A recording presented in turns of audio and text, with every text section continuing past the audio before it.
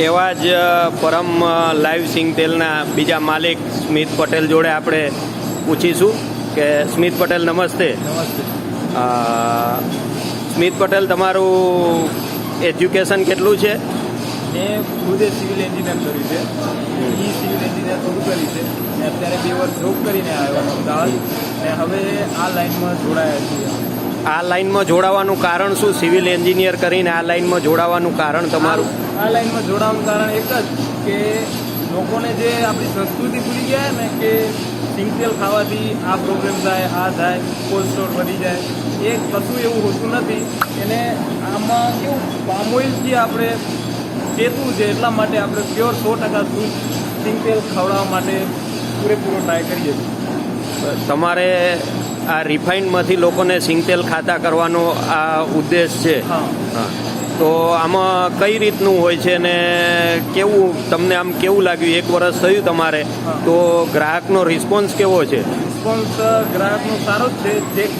જેને એમ સારું લાગે છે, એકવાર લઈને જાય છે, એનો પૂરેપૂરો રિસ્પોન્સ હોય છે કે ના, સારામાં સારું આ કામ કર્યું છે તમે. ને આપણું પહેલું વર્ષ જેમ 7 મહિના થયા છે આ ફેક્ટરી ચાલુ કરવાથી, તો એ ફેક્ટરી પ્રમાણે અમે 2500 ડબ્બા લોકોને અત્યાર સુધી ખવડાયા છે. ને 2500 ડબ્બાને પૂરેપૂરું ક્વોલિટી મેન્ટેન અમે પૂરેપૂરી કરી છે. અત્યાર સુધી એક ડબ્બો રિફંડેબલ નહીં આવ્યો કે તમારા સિંગતેલથી ઉભરો આવે છે કે આ જે એવું કશું પ્રોબ્લેમ થયો નથી આજ સુધી. તમારે માનો કે ડબ્બો આમ તો તમે કહો છો એ પ્રમાણે ખરાબ નથી આવતો, પણ કદાચ કોઈ એવો પ્રોબ્લેમ આવે તો તમે કઈ રીતનું કરો છો ગ્રાહકો જોડે? જો ક્યારેક આ તો કેવું હોય કે મશીન છે ને એક મેન પાવર છે, એટલે માણસોથી થાય છે. ક્યારેક જો ક્યાંય ભૂલ થઈ ગયો તો એને ક્યાંક ઉભરો આવી ગયો તો અમે વિના મૂલ્યે પાછો એ ડબ્બો લઈને એને નવો ડબ્બો આપી દઈએ. એટલે પીસ ટુ પીસ રિપ્લેસમેન્ટ આપી દો છો? રિપ્લેસમેન્ટ આપી દઈએ. એવું છે.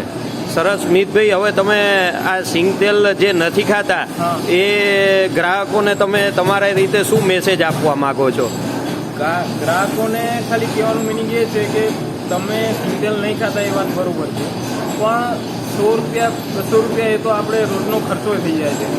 જો આના ઉપર ધરાવશો તો મંથલી એક ડબ્બો વપરાય પર પર્સન સમજાવો છો તો પછી 200 રૂપિયા કંઈ મોંઘા ના કહેવાય. જે અત્યારે બજારનો ભાવ 2400-2300 રૂપિયા પડે છે, એ બાબતમાં આપણે કેવું હોય 2600 રૂપિયા ભાવ રાખે છે કે લૂઝનો ભાવ.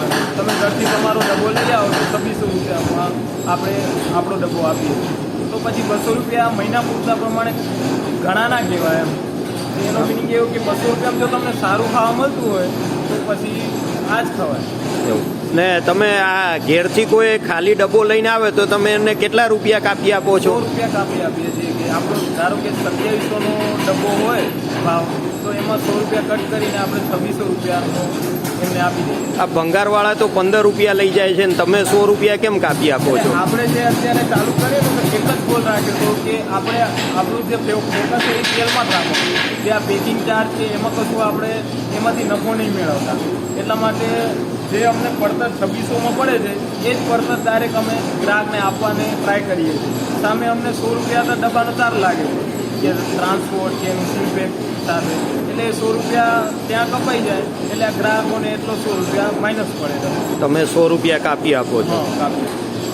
સરસ સ્મિતભાઈ, ખૂબ સરસ. તમારે સિવિલ એન્જિનિયર છોડીને તમે આ બિઝનેસમાં આવ્યા છો, બહુ સરસ કહેવાય. ભારતની યુવા પેઢીને કંઈક સારું ખવડાવવા માટેનો તમારો ઉદ્દેશ છે. ખૂબ ખૂબ ધન્યવાદ.